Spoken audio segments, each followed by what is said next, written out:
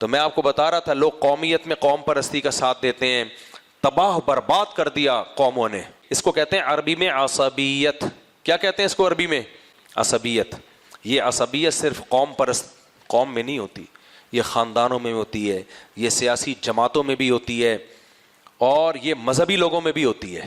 آپ کسی سے بیعت ہو گئے، کسی پیر و مرشد سے، آپ نے ایسا کلمہ پڑھ لیا اس کا کہ جو مرضی ہو جائے آپ نے اس کو غلط نہیں قرار دینا کسی چیز میں. یہ بھی ہوتا ہے.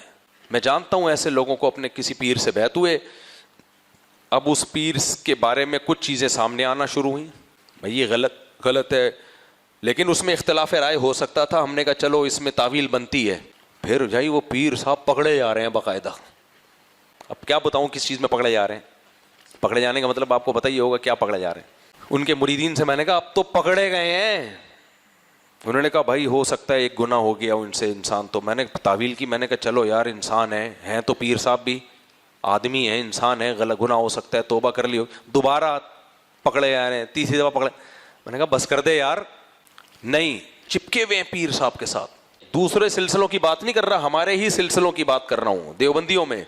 اب آپ کو دماغ خراب کرنے کی ضرورت نہیں، کس پیر کی بات ہو رہی ہے، پازیٹیو سوچا کرو. جدھر آپ کا دماغ جا رہا ہے ان کے علاوہ کی بات ہو رہی ہے.